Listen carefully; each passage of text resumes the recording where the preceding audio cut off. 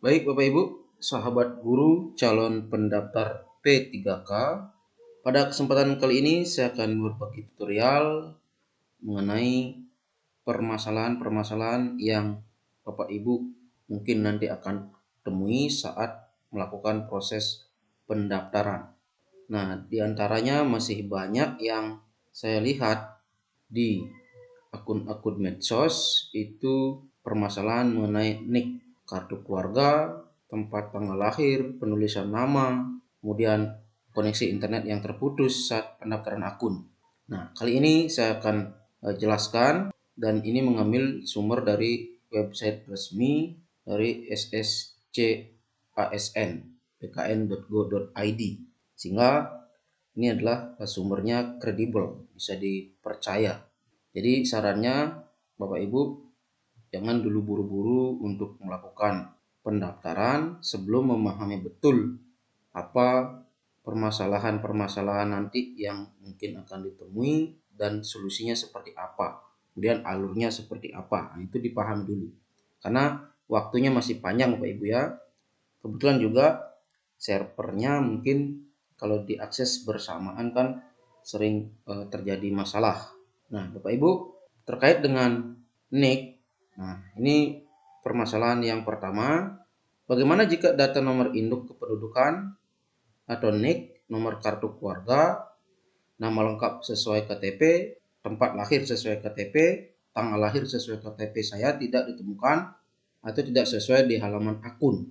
Nah, itu masih ada yang mengalami permasalahan seperti itu.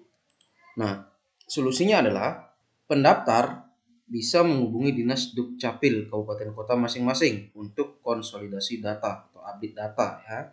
Nah, bisa juga selain menghubungi Dinas Dukcapil langsung, bisa juga menghubungi call center Halo Dukcapil dengan mengirimkan data sesuai format yang terdiri dari NIK, nama lengkap, nomor kartu keluarga, nomor telepon, dan permasalahannya apa. Nah, untuk layanannya bisa melalui hotline, WA, SMS, atau melalui email. Itu Bapak Ibu ya.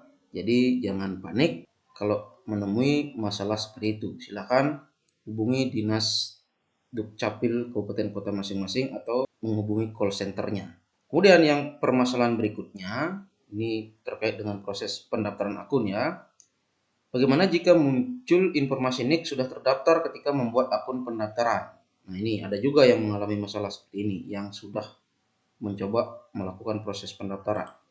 Nah, kalau Bapak Ibu ketemu permasalahan seperti itu, ya silakan akses halaman helpdesk SSCASN. Kemudian pilih menu NIK didaftarkan orang lain. Nah, itu yang dipilih. Dan lengkapi form isian yang tersedia. Atau bisa juga kalau sudah terbuka seperti ini, Bapak Ibu bisa klik yang ini, helpdesk-nya ini ya. Jadi kalau saya buka, dia akan muncul.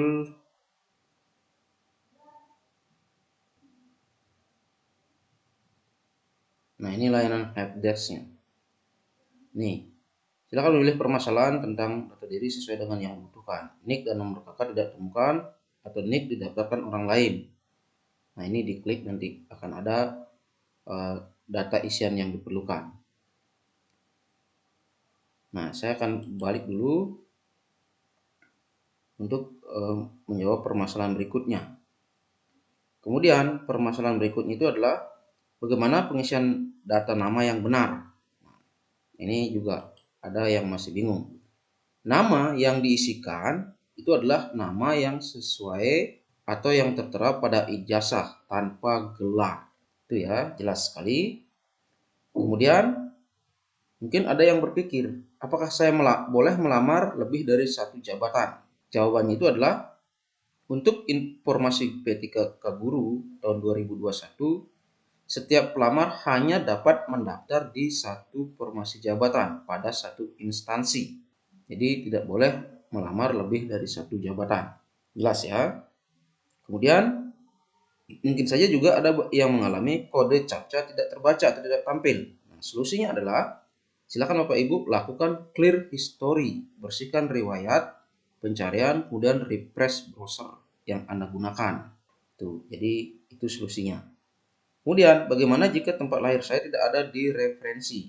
Nah, penulisan tempat lahir itu kan setingkat kabupaten, kota, atau daerah tingkat 2. Itu yang dipakai. Ingat, bukan data wilayah pemekaran saat ini ya. Kemudian, pastikan data tempat lahir yang Anda ketikkan sudah benar. Tapi jika tidak ada di data referensi, Bapak Ibu bisa melakukan penambahan referensi dengan melakukan permintaan penambahan menuju ke halaman helpdesk-nya tadi. Ya, klik yang di sini.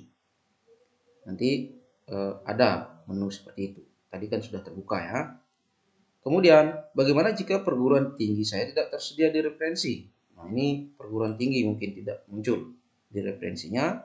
Maka Bapak Ibu silakan juga kunjungi helpdesk-nya. Kemudian pilih menu perguruan tinggi tidak ditemukan dan lengkapi form isian yang tersedia. Nah, kemudian berikutnya, setelah melakukan pendaftaran akun SSCASN, apakah bisa langsung login untuk melakukan pengisian biodata pendaftaran? Nah, harusnya bisa. Nah, ini jawabannya. Setelah melakukan pendaftaran akun, maka Bapak Ibu dapat langsung melakukan pengisian biodata pendaftaran dengan login menggunakan nick serta password yang dibuat di halaman akun. Kemudian, jika Bapak Ibu ingin mengecek lowongan pendaftaran yang tersedia, nah, Bapak Ibu bisa akses halaman ini sscasn.bkn.go.id, kemudian pilih menu layanan informasi. Nah, ini ya, layanan informasi, kemudian klik info lowongan. Ini nanti akan terbuka dia lowongan yang disediakan.